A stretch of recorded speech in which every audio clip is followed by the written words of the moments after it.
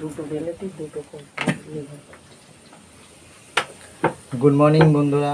আজকে আমি নতুন লুচি ভাজার নতুন পদ্ধতি, যারা নতুন নতুন লুচি ভাজতে শিখেছেন বা নতুন রান্না করতে শিখেছেন তাদের উপর প্রথমে ভয় থাকে যে তেলটা কীভাবে ছিটকে গায়ে আসবে, বা অনেক পুরনো যারা পুরনো তাদেরও কিন্তু অসাবধানতার জন্য তেল গায়ে ছিটকে আসে। কিন্তু আমি যে পদ্ধতিটা দেখাবো সেইটা তো কোনো আপনার তেল ছিটকাবে না। এই দেখুন লুচি বেলা হয়ে গেছে, আমার মা বেলে দিয়েছে, তেলও গরম হয়ে গেছে এতে। এবার আমরা করবো, দেখুন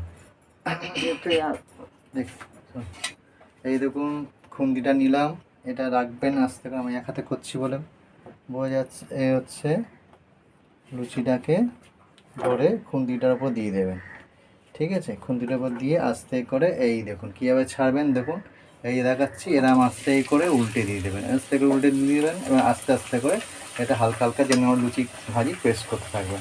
তার লুচিটা আস্তে আস্তে করে ভাজা হচ্ছে, আপনার তেলও ছিটকাবে না এবং ভয়ের কিছুই নেই যে হাত পাত দিয়ে করতে হবে না, নতুন লোকদের ভয়ের কিছু নেই। এবং আস্তে আস্তে আপনার লুচি দু পিঠ ভেজে নিতে হবে।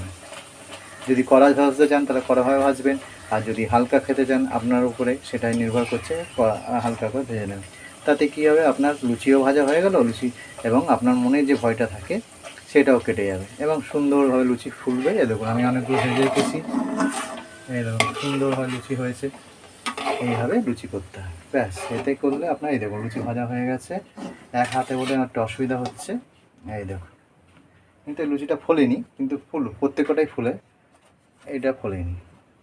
দেখুন আবার একটা দেখাচ্ছি, খুন্তিটার মধ্যে দেখুন আস্তে করে দিয়ে আস্তে করে, হ্যাঁ এই যে খুন্তিটা এই যে কড়াইয়ের কাছে নেবেন, নিয়ে গিয়ে এরমভাবে আস্তে করে উল্টে দিয়ে এবার আস্তে আস্তে প্রেস করুন, আস্তে আস্তে প্রেস করুন।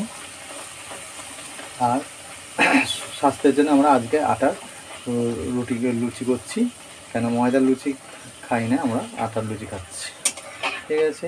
এই আপনাকে সহজ পদ্ধতি শিখিয়ে দিলাম, সুন্দরভাবে লুচি ভাজা হয়ে গেল এবং ভয়ের কিছু নেই, ব্যাস লুচি আমার ভাজা কমপ্লিট।